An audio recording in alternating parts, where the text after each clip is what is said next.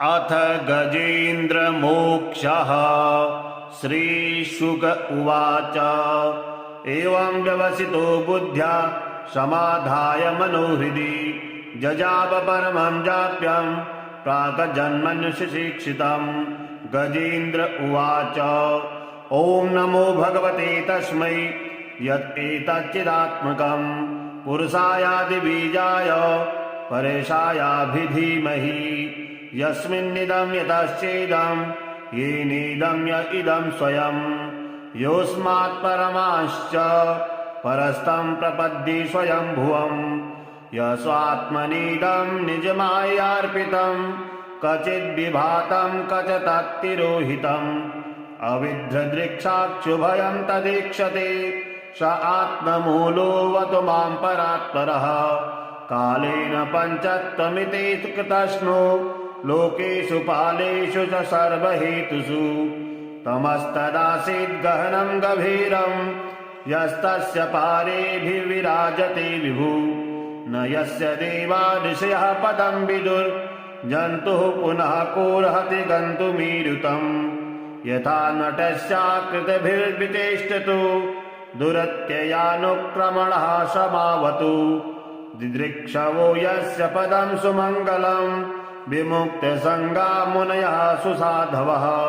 चरन्त लोकव्रतमव्रणं वने भूतात्मभूतासुहृदा समे गतिः।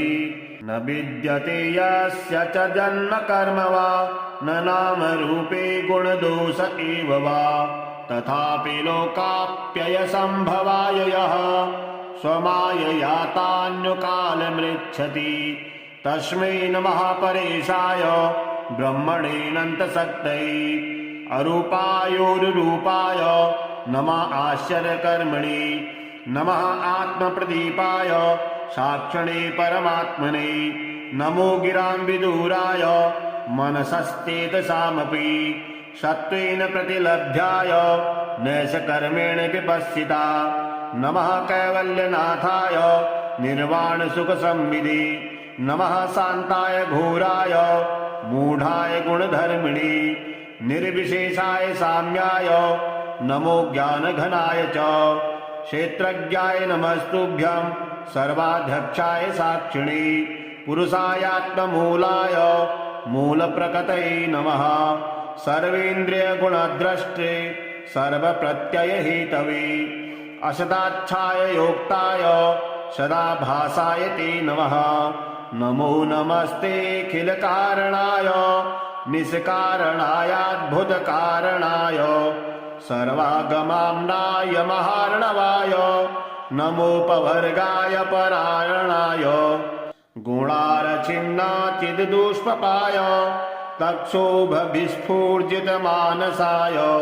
नैष्कर्म्यभावेन विवर्जितागम स्वयं प्रकाशाय नमस्करोमि। माद्रिक्प्रपन्नपशुपाशविमोक्षणाय मुक्ताय भूरि करुणाय नमोलयाय। स्वांसेन सर्वतनुभृन्मनसि प्रतीत प्रद्यग्दृशे भगवते बृहते नमस्ते। आत्मात्मजातगृहवित्तजनेषु शक्ते दुष्प्राणप्रणाय गुणसङ्गविवर्जिताय। मुक्तात्मभिः स्वहृदये परिभाविताय ज्ञानात्मने भगवते नमः ईश्वराय। यं धर्मकामार्थविमुक्तकामा भजन्त इष्टां गतिमाप्नुवन्ति। किं त्वाशिशोरात्यपि देहमव्ययम् करोतु मे दद्भृदयो विमोक्षणम्। एकान्तिनो यस्य न कञ्चनार्थं वाञ्छन्ति ये वै भगवत्प्रपन्ना। अत्यद्भुतं तचरितं सुमङ्गलं गायन्त आनन्दसमुद्रमग्ना। तमक्षरं ब्रह्म परं परेशामव्यक्तमाध्यात्मिकयोगगम्यम्। अतीन्द्रियं सूक्ष्मविवातिदूरमनन्तमाद्यं परिपूर्णमीडे। यस्य ब्रह्मादयो देवा वेदालोकश्चराचरा। नामरूपविभेदेन फलज्ञा च कलया कृता। यथार्चिषोऽग्ने सवितुर्गर्भस्तयो निर्यान्ति संयान्त्यसत्वित्सरोचिषः यथा यतोऽयं गुणसम्प्रवाहो बुद्धिर्मनः खानि शरीरसर्गा स वै न देवासुरमत्यतिरङ्गा न स्त्री न शर्धो न पुमान जन्तु नायं गुणः कर्म न सन्नतासन् निषेधशेषो जयतादशेषः जिजीविषेदाहमिहामुयाके मन्तर्बहिश्चावृत्तये भयोन्या इच्छामि कालेन तस्य विपल्लवास् तस्यात्मलोकावरुणस्य मोक्षम् सोऽहं विश्वसृजं विश्वं विश्ववेदसम् विश्वात्मजन्मजं ब्रह्म प्रणतोऽस्मि परं पदम् योगरन्धितकर्माणो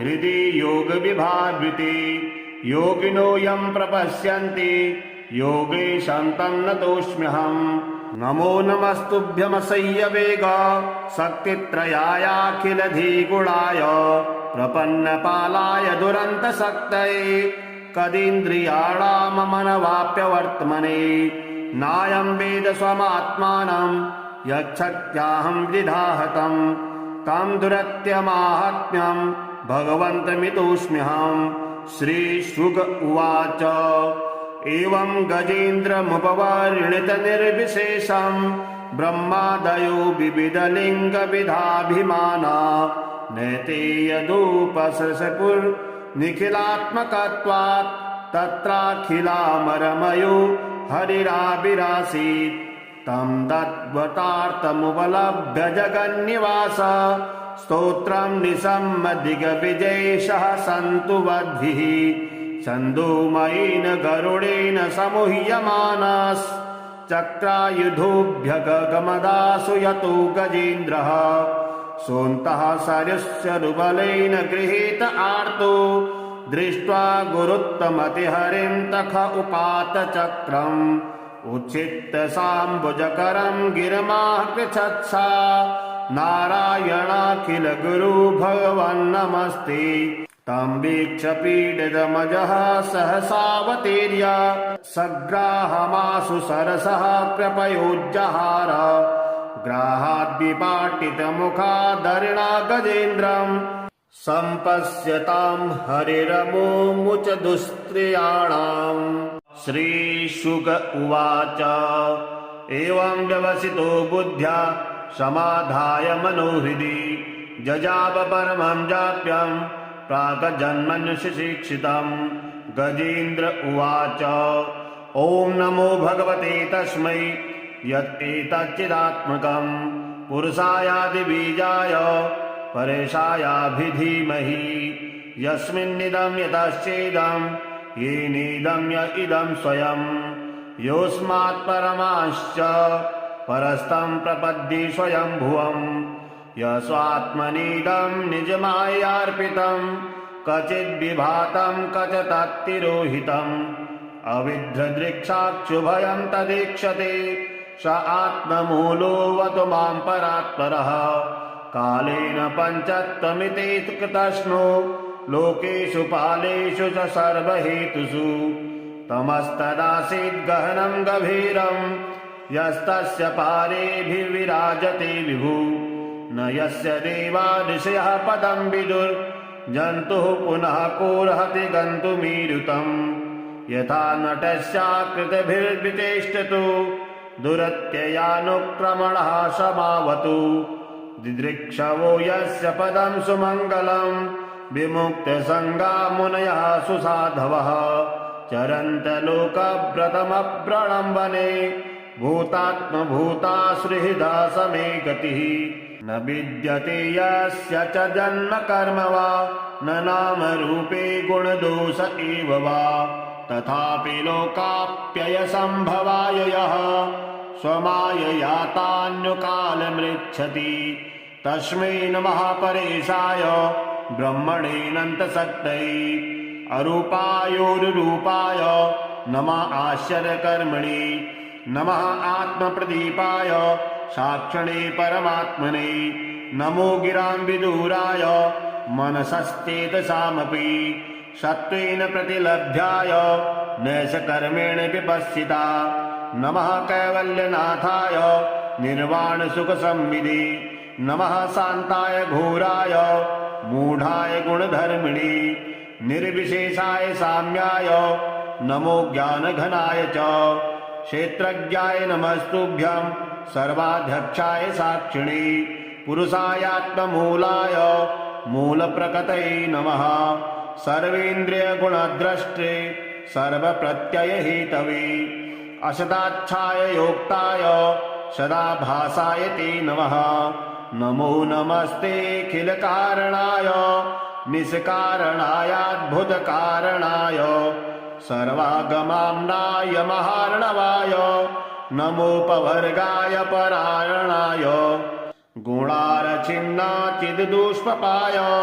तक्षोभविस्फूर्जितमानसाय नैष्कर्म्यभावेन विवर्जितागम स्वयं प्रकाशाय नमस्करोमि माद्रिक्प्रपन्नपशुपाशविमोक्षणाय मुक्ताय भूरि करुणाय नमोलयाय स्वांसेन सर्वतनुभृन्मनसि प्रतीत प्रद्यग्दृशे भगवते बृहते नमस्ते आत्मात्मजातगृहवित्तजनेषु शक्ते दुष्प्राणप्रणाय गुणसङ्गविवर्जिताय मुक्तात्मभिः स्वहृदये परिभाविताय ज्ञानात्मने भगवते नमः ईश्वराय यं धर्मकामार्थविमुक्तकामा भजन्त इष्टां गतिमाप्नुवन्ति किं ताशिशूरात्यपि देहमव्ययम्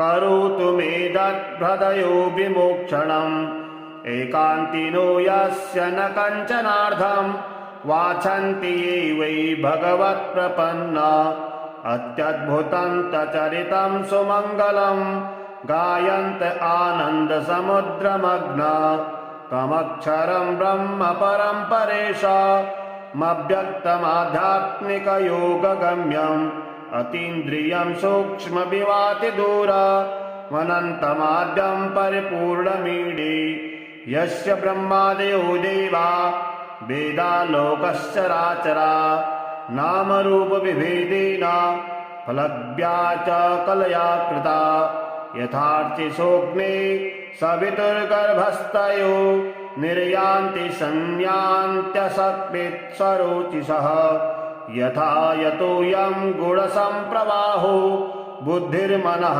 खानि शरीरसर्गा स वै न देवासुरमत्यतिरिङ्गा न स्त्री न शर्ढो न पुमान जन्तु नायं गुणः कर्म न सन्न चासन् निषेधशेषो जयतादशेषः जिजीविषेणाहमिहामुयाके मन्तर्बहिश्चावृत्तये भयोन्या इच्छामि कालेन तस्य विपल्लवास् तस्यात्मलोकावरुणस्य मोक्षम् सोऽहं विश्वसृजं विश्वं विश्ववेदसम् विश्वात्मजन्मजं ब्रह्म प्रणतोऽस्मि परं पदम् योगरन्धितकर्माणो हृदि योगविभावृते योगिनो यं प्रपश्यन्ति योगेशं तन्नतोऽस्म्यहम् नमो नमस्तुभ्यमसह्यवेग शक्तित्रयायाखिलधिगुणाय प्रपन्नपालाय दुरन्तशक्तये कदीन्द्रियाणाममनवाप्यवर्त्मने नायं वेद स्वमात्मानं यच्छत्याहं विधाहतं तं दुरत्यमाहात्म्यं भगवन्तमितोऽस्म्यहम् श्रीशुक उवाच एवं गजेन्द्रमुपवर्णितनिर्विशेषं ब्रह्मादयो विविधलिङ्गविधाभिमाना नैते यदुपसृशपुर्निखिलात्मकत्वात् तत्राखिलामरमयो हरिराविरासीत् तं तद्वतार्थमुपलभ्य जगन्निवास स्तोत्रं निसम्मदिग्विजयेशः सन्तु वद्भिः छन्दोमयेन गरुडेन समूह्यमानाश्चक्रायुधोऽभ्यगमदासु यतो गजेन्द्रः सोऽन्तः सरस्य रुबलेन गृहीत आर्तो दृष्ट्वा गुरुत्तमतिहरिं तख उपात चक्रम् उच्छित्य साम्बुजकरं गिरमाः पृच्छत्सा नारायणाखिल गुरु भगवन्नमस्ते तं वीक्ष्य पीडितमजः सहसावतीर्य सग्राहमाशु सरसः कृपयोज्जहार ग्राहाद्विपाटितमुखादरिणा गजेन्द्रम् सम्पश्यतां हरिरमुमुच दुस्त्रियाणाम्। श्रीशुक उवाच एवं व्यवसितो बुद्ध्या समाधाय मनोहृदि जजाप परमं जाप्यं प्राक्जन्मन्युशिक्षितं।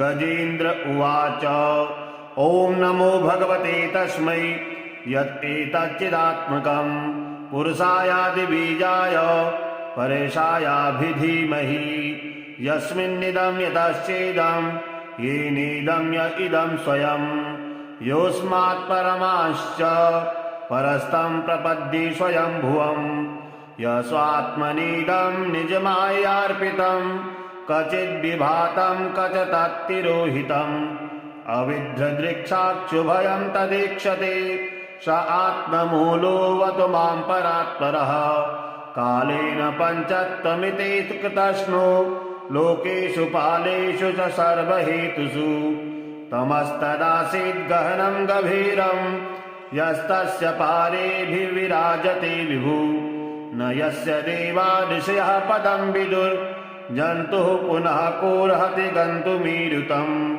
यथा नटस्याकृतिभिर्विचेष्टतो दुरत्ययानुक्रमणः समावतु दिदृक्षवो यस्य पदं सुमङ्गलं विमुक्तसङ्गा मुनयः सुसाधवः चरन्तलोकव्रतमव्रणं वने भूतात्मभूतासुहृदा समे गतिः न विद्यते यस्य च जन्म कर्म वा न नाम रूपे गुणदोष एव वा तथापि लोकाप्ययसम्भवाय यः स्वमाययातान्युकालमृच्छति तस्मै नमः परेशाय ब्रह्मणेऽनन्तशक्तये अरूपायोरुरूपाय नमः आश्चर्यकर्मणे नमः आत्मप्रदीपाय साक्षिणे परमात्मने नमो गिरां विदूराय मनसश्चेतसामपि सत्त्वेन प्रतिलभ्याय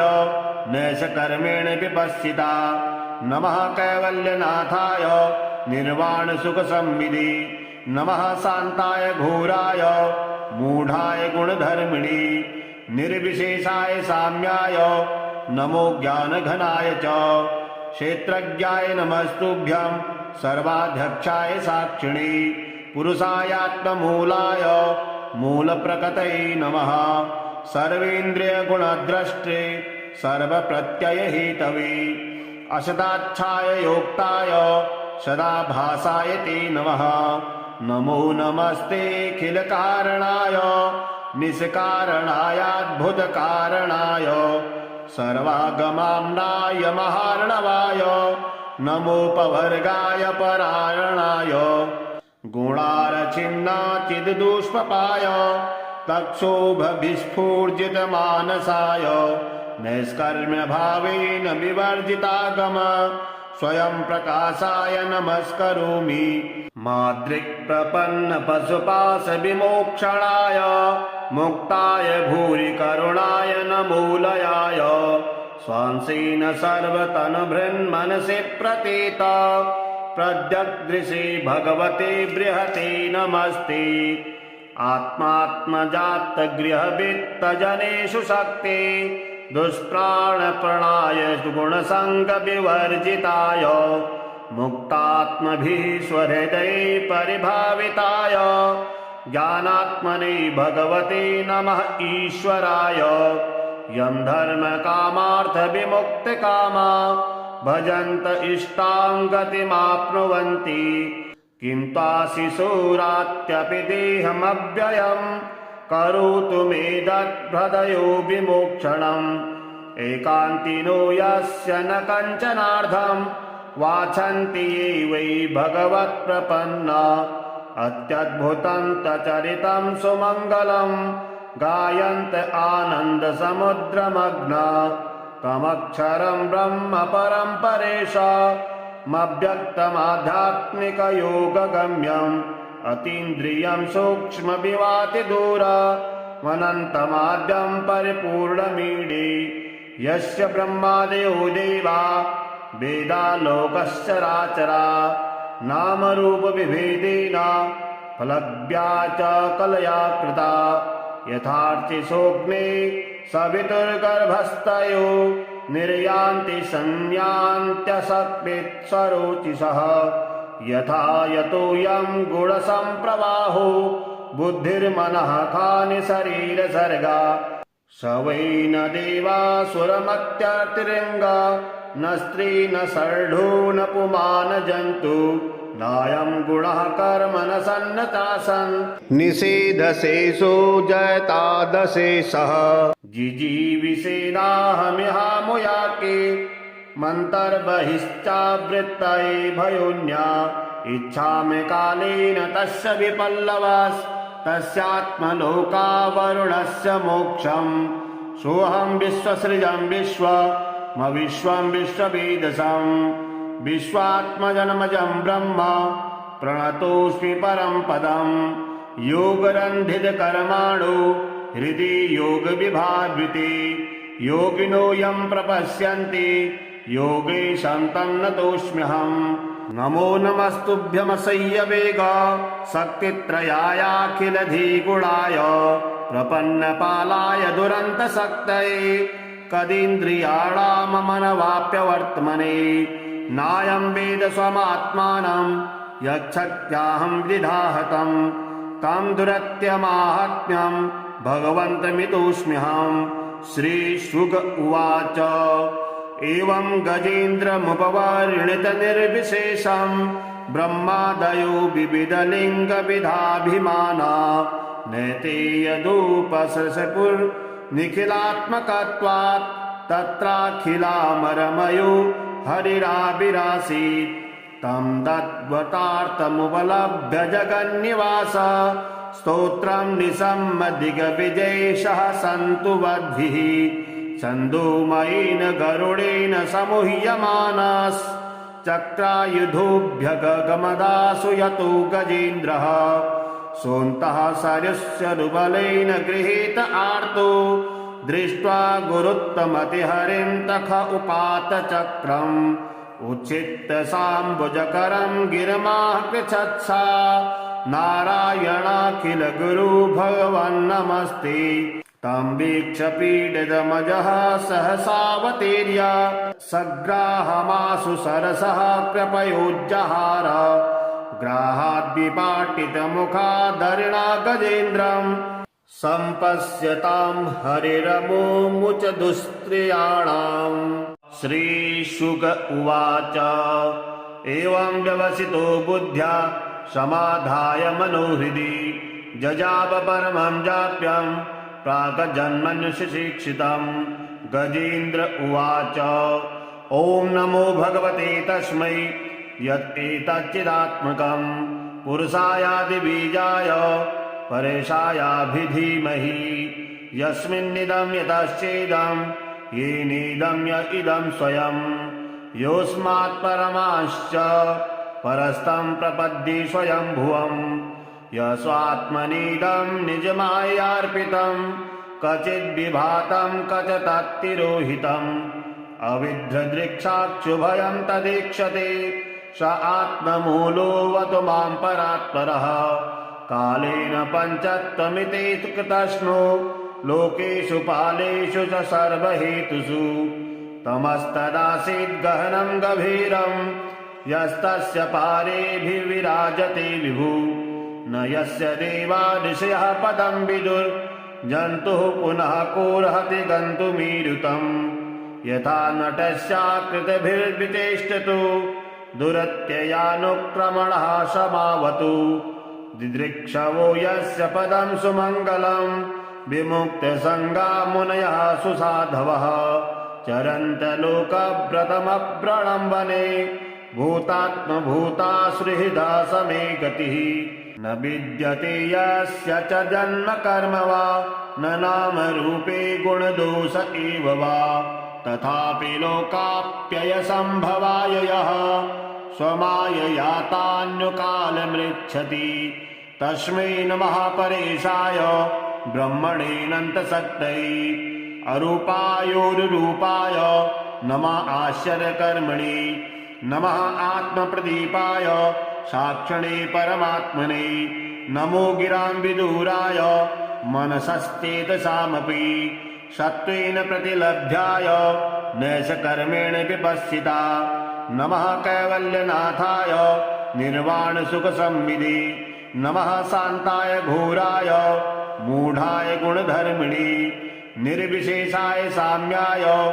नमो ज्ञानघनाय च क्षेत्रज्ञाय नमस्तुभ्यं सर्वाध्यक्षाय साक्षिणे पुरुषायात्ममूलाय मूलप्रकृतये नमः सर्वेन्द्रियगुणद्रष्टे सर्वप्रत्ययहेतवे असदाच्छाय योक्ताय सदाभासाय ते नमः नमो नमस्तेऽखिलकारणाय निष्कारणायाद्भुतकारणाय सर्वागमाम्नाय महार्णवाय नमोपवर्गाय परायणाय गुणारचिन्नाचिद्दुष्पपाय तक्षोभविस्फूर्जितमानसाय नैष्कर्म्यभावेन विवर्जितागम स्वयं प्रकाशाय नमस्करोमि माद्रिक्प्रपन्नपशुपाशविमोक्षणाय मुक्ताय भूरि करुणाय नमोलयाय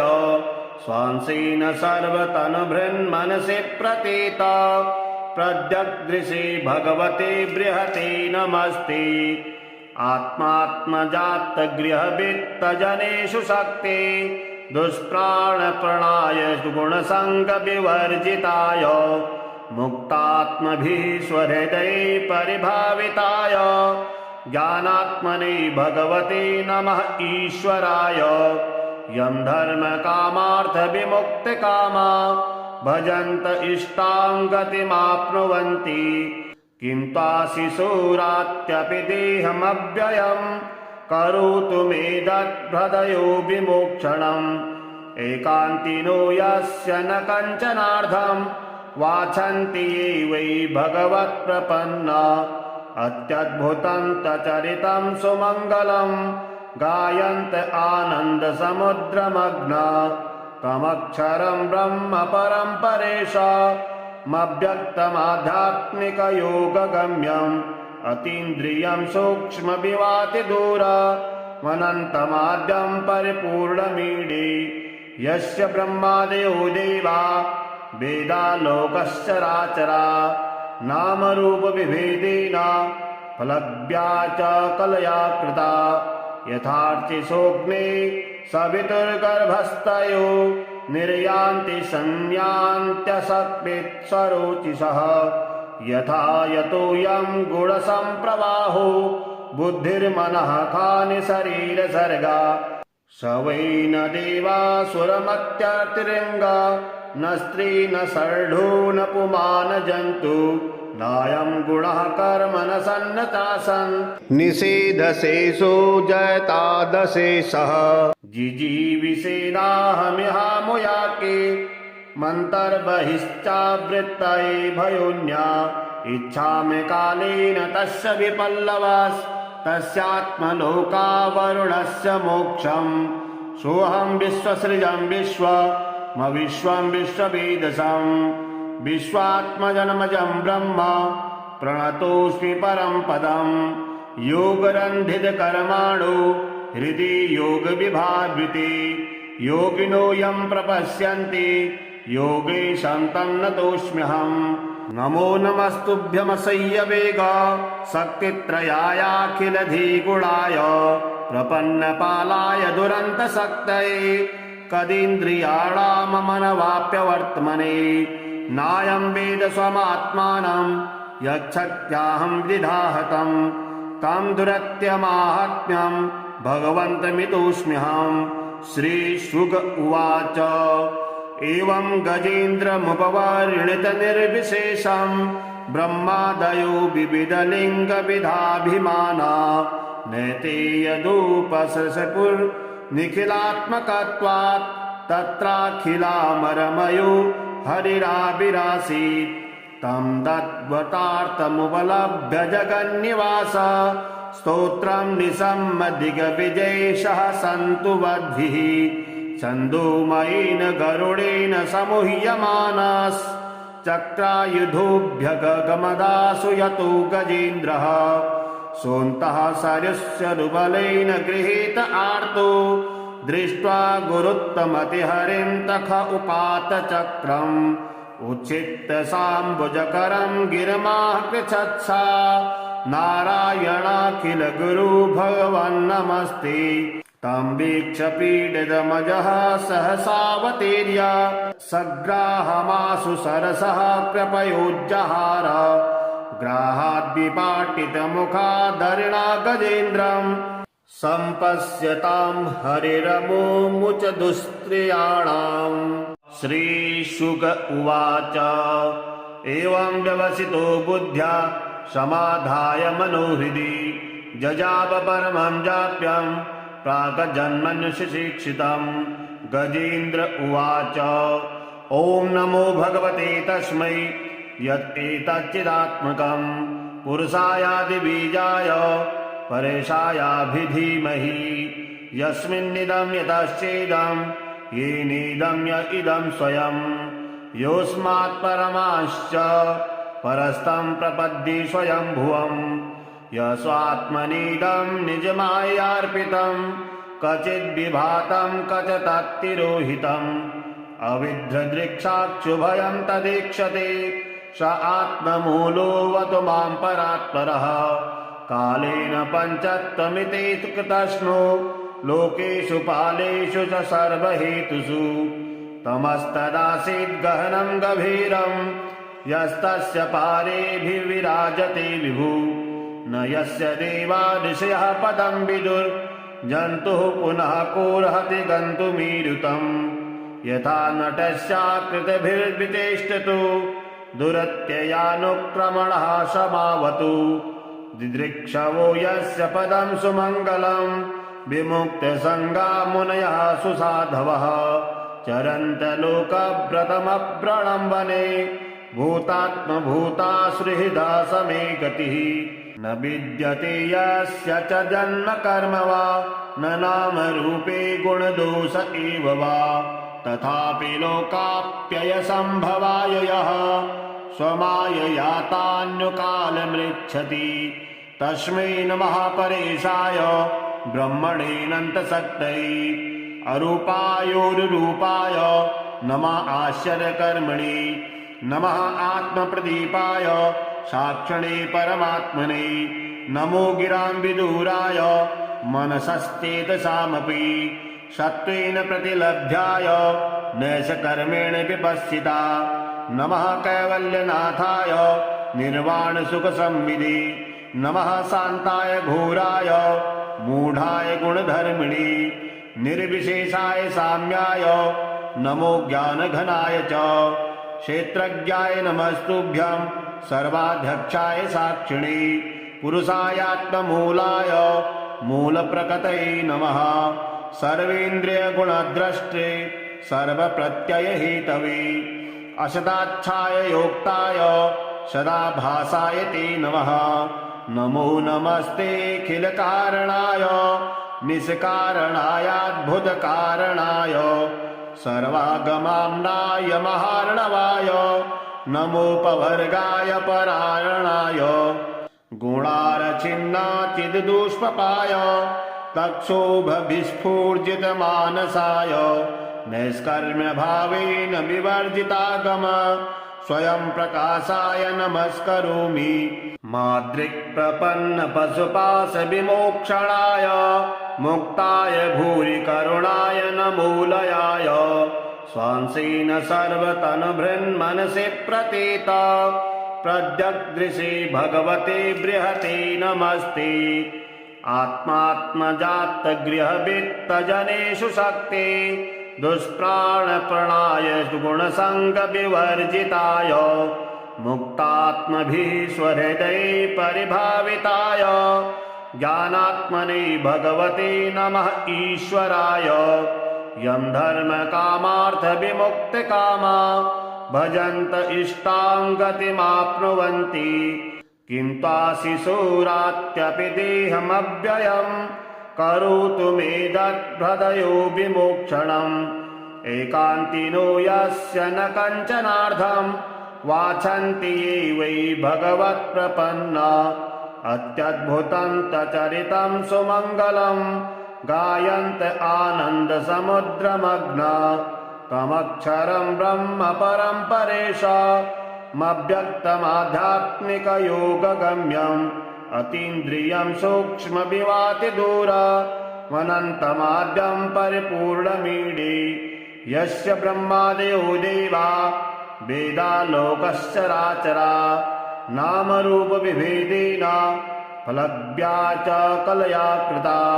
यथार्चिसोऽग्ने सवितुर्गर्भस्थयो निर्यान्ति संयान्त्यसकृत्स्वरोचिषः। यथा यतोऽयं गुणसम्प्रवाहो बुद्धिर्मनः खानि शरीरसर्गा। स वै न देवासुरमत्यतिरिङ्गा न स्त्री न शर्ढो न पुमान जन्तु। नायं गुणः कर्म न सन्नतासन् निषेधशेषो जयतादशेषः। जिजीविषेणाहमिहामुयाके मन्तर्बहिश्चावृत्तये भयोन्या। इच्छामि कालेन तस्य विपल्लवास्तस्यात्मलोकावरुणस्य मोक्षम्। सोऽहं विश्वसृजं विश्वमविश्वं विश्ववेदसं। विश्वात्मजन्मजं ब्रह्म प्रणतोऽस्मि परं पदम्। योगरन्धितकर्माणो हृदि योगविभावृते। योगिनो यं प्रपश्यन्ति योगेशं तं नतोऽस्म्यहम्। नमो नमस्तुभ्यमसह्यवेग शक्तित्रयायाखिलधिगुणाय।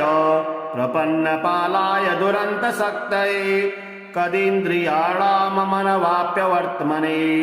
नायं वेद स्वमात्मानं यच्छक्त्याहं वृधाहतं। तं दुरत्यमाहात्म्यं भगवन्तमितोऽस्म्यहम्।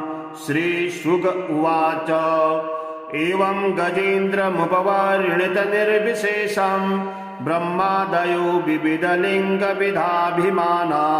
नैते यदुपसृशपुर्निखिलात्मकत्वात् तत्राखिलामरमयो हरिराविरासीत्। तं दद्वतार्थमुपलभ्य जगन्निवास स्तोत्रं निसम्मदिग्विजयेशः सन्तु वद्भिः। छन्दोमयेन गरुडेन समूह्यमानश्चक्रायुधोऽभ्यगमदासु यतो गजेन्द्रः। सोऽन्तः सरस्वरुबलेन गृहीत आर्तो दृष्ट्वा गुरुत्तमतिहरिं तख उपात चक्रम्।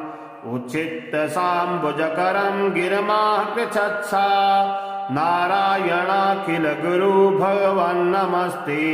तं वीक्ष्य पीडितमजः सहसावतीर्य सग्राहमाशु सरसः कृपयोज्जहार।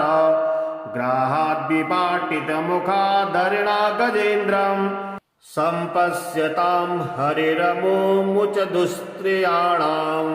श्रीशुक उवाच एवं व्यवसितो बुद्ध्या समाधाय मनोहृदि जजाप परमं जाप्यं प्रागजन्मन्युशिक्षितम्। गजेन्द्र उवाच ॐ नमो भगवते तस्मै यत्तेतच्चिदात्मकम् पुरुषायादिबीजाय परेशायाभिधीमहि। यस्मिन्निदं यतश्चेदं येनेदं य इदं स्वयं। योऽस्मात् परमाश्च परस्तं प्रपद्ये स्वयंभुवम्। यस्वात्मनीदं निजमायार्पितं क्वचिद्विभातं क्वचित्तिरोहितम्। अविद्रदृक्षाक्षुभयं तदीक्षते स आत्ममूलोऽवतु मां परात्परः। कालेन पञ्चत्वमिति कृतस्नो लोकेषु पालेषु च सर्वहेतुषु।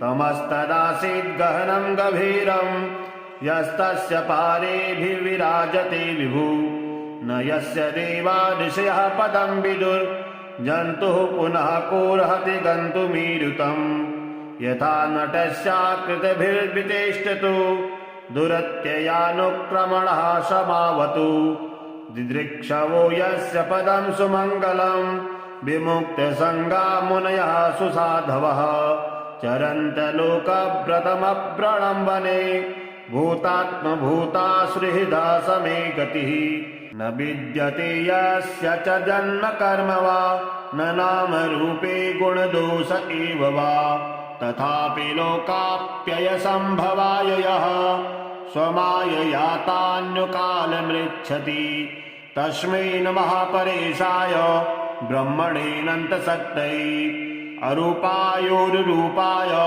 नमः आश्चर्यकर्मणे नमः आत्मप्रदीपाय साक्षिणे परमात्मने नमो गिराम्बिदूराय मनसश्चेतसामपि सत्त्वेन प्रतिलभ्याय नैषकर्मेण विपश्चिता नमः कैवल्यनाथाय निर्वाणसुखसंविदे नमः शान्ताय घोराय मूढाय गुणधर्मिणे निर्विशेषाय साम्याय नमो ज्ञानघनाय च क्षेत्रज्ञाय नमस्तुभ्यं सर्वाध्यक्षाय साक्षिणे पुरुषायात्ममूलाय मूलप्रकृतये नमः सर्वेन्द्रियगुणद्रष्टे सर्वप्रत्ययहेतवे असदाच्छाय योक्ताय सदाभासाय ते नमः नमो नमस्तेऽखिलकारणाय निष्कारणायाद्भुतकारणाय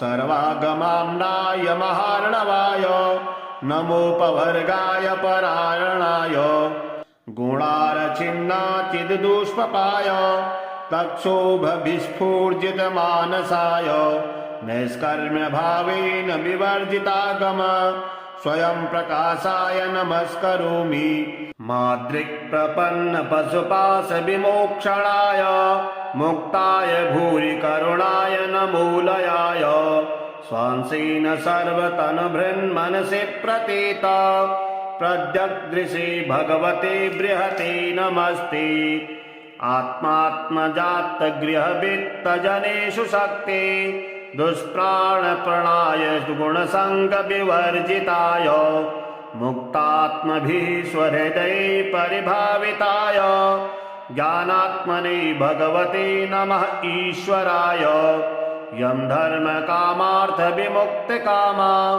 भजन्त इष्टां गतिमाप्नुवन्ति किं त्वाशिशूरात्यपि देहमव्ययम् करोतु मे दद्भृदयो विमोक्षणम् एकान्तिनो यस्य न कञ्चनार्थं वाछन्ति ये वै भगवत्प्रपन्ना अत्यद्भुतं तचरितं सुमङ्गलं गायन्त आनन्दसमुद्रमग्ना तमक्षरं ब्रह्म परं परेशामव्यक्तमाध्यात्मिकयोगगम्यम् अतीन्द्रियं सूक्ष्मविवातिदूरमनन्तमाद्यं परिपूर्णमीडे यस्य ब्रह्मादयो देवा वेदालोकश्चराचरा नामरूपविभेदेन फलज्ञा च कलया कृता यथार्थे सोऽग्ने सवितुर्गर्भस्थयो निर्यान्ति संयान्त्यसत्वित्सरोचिषः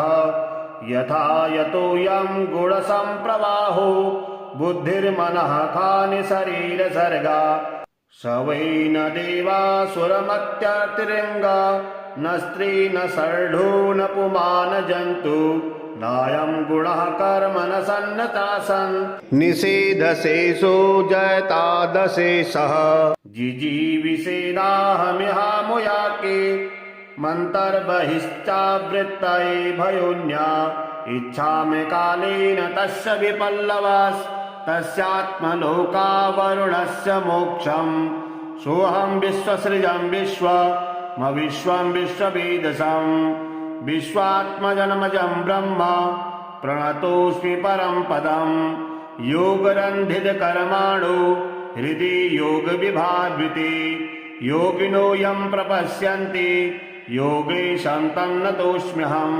नमो नमस्तुभ्यमसह्य वेग शक्तित्रयायाखिलधिगुणाय प्रपन्नपालाय दुरन्तशक्तये कदीन्द्रियाणाममनवाप्यवर्त्मने नायं वेद स्वमात्मानं यच्छक्त्याहं विधाहतं तं दुरत्यमाहात्म्यं भगवन्तमितोऽस्म्यहम्। श्रीशुक उवाच एवं गजेन्द्रमुपवर्णितनिर्विशेषं ब्रह्मादयो विविधलिङ्गविधाभिमाना नैते यदुपसृशपुर्निखिलात्मकत्वात् तत्राखिलामरमयो हरिराविरासीत् तं दत्वतार्थमुपलभ्य जगन्निवास स्तोत्रं निसम्मदिग्विजयशः सन्तु वद्भिः छन्दोमयेन गरुडेन समूह्यमानश्चक्रायुधोऽभ्यगमदासु यतो गजेन्द्रः सोऽन्तः सरस्वरुबलेन गृहीत आर्तो दृष्ट्वा गुरुत्तमतिहरिं तख उपात चक्रम् उच्छित्य साम्बुजकरं गिरमाः पृच्छत्सा नारायणाखिल गुरु भगवन्नमस्ते तं वीक्ष्य पीडितमजः सहसावतीर्य सग्राहमाशु सरसः कृपयोज्जहार ग्राहाद्विपाटितमुखादरिणा गजेन्द्रम् सम्पश्यतां हरिरमुमुच दुस्त्रियाणाम्। श्रीशुक उवाच एवं व्यवसितो बुद्ध्या समाधाय मनोहृदि जजाप परमं जाप्यं प्रागजन्मन्यशिक्षितं।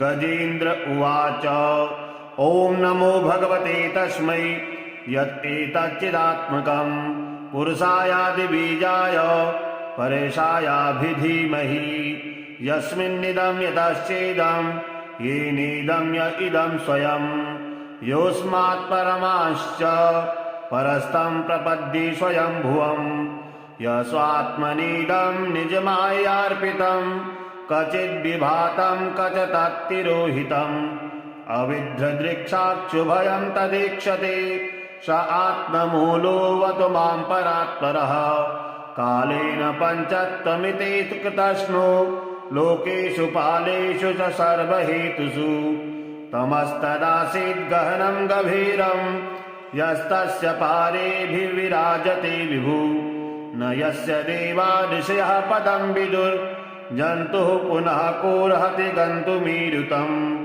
यथा नटस्याकृतिभिर्विचेष्टतो दुरत्ययानुक्रमणः समावतु दिदृक्षवो यस्य पदं सुमङ्गलं विमुक्तसङ्गा मुनयः सुसाधवः चरन्तलोकव्रतमप्रणम्बने भूतात्मभूतासुहृदा समे गतिः न विद्यते यस्य च जन्म कर्म वा न नाम रूपे गुणदोष एव वा तथापि लोकाप्ययसम्भवाय यः स्वमाययातान्युकालमृच्छति तस्मै नमः परेशाय ब्रह्मणेऽनन्तशक्तये अरूपायोरुरूपाय नमः आश्चर्यकर्मणे नमः आत्मप्रदीपाय साक्षिणे परमात्मने नमो गिरां विदूराय मनसश्चेतसामपि सत्त्वेन प्रतिलभ्याय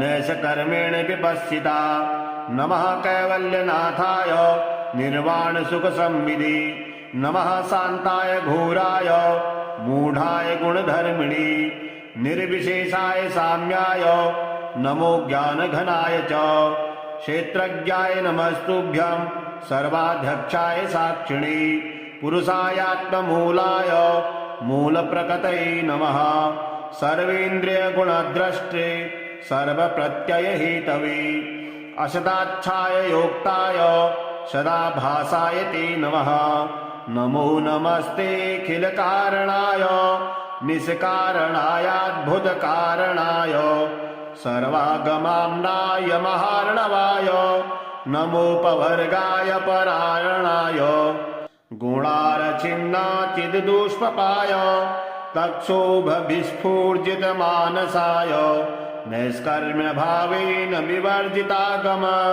स्वयं प्रकाशाय नमस्करोमि माद्रिक्प्रपन्न पशुपाश विमोक्षणाय मुक्ताय भूरि करुणाय नमोलयाय स्वांसेन सर्वतनुभृन्मनसि प्रतीत प्रद्यग्दृशे भगवते बृहते नमस्ते आत्मात्मजातगृहवित्तजनेषु शक्ते दुष्प्राणप्रणाय गुणसङ्गविवर्जिताय मुक्तात्मभिः स्वहृदये परिभाविताय ज्ञानात्मने भगवते नमः ईश्वराय यं धर्मकामार्थविमुक्तकामा भजन्त इष्टां गतिमाप्नुवन्ति किं त्वाशिशूरात्यपि देहमव्ययम् करोतु मे दद्भृदयो विमोक्षणम् एकान्तिनो यस्य न कञ्चनार्थं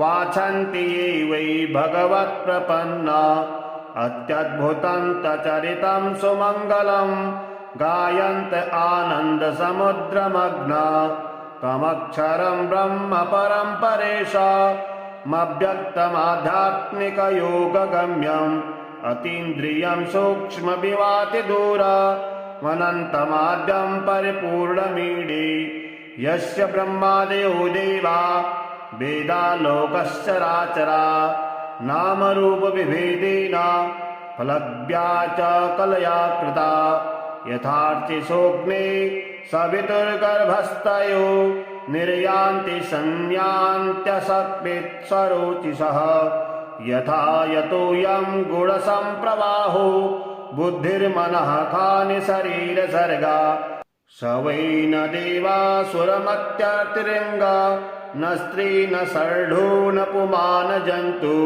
नायं गुणः कर्म न सन्न चासन् निषेधशेषो जयतादशेषः जिजीविषेणाहमिहामुयाके मन्तर्बहिश्चावृत्तये भयोन्या इच्छामि कालेन तस्य विपल्लवास् तस्यात्मलोकावरुणस्य मोक्षम् सोऽहं विश्वसृजं विश्वं विश्ववेदसम् विश्वात्मजन्मजं ब्रह्म प्रणतोऽस्मि परं पदम् योगरन्धितकर्माणो हृदि योगविभावृते योगिनो यं प्रपश्यन्ति योगेशं तं नतोऽस्म्यहम् नमो नमस्तुभ्यमसह्यवेग शक्तित्रयायाखिलधिगुणाय प्रपन्नपालाय दुरन्तशक्तये कदीन्द्रियाणाममनवाप्यवर्त्मने नायं वेद स्वमात्मानं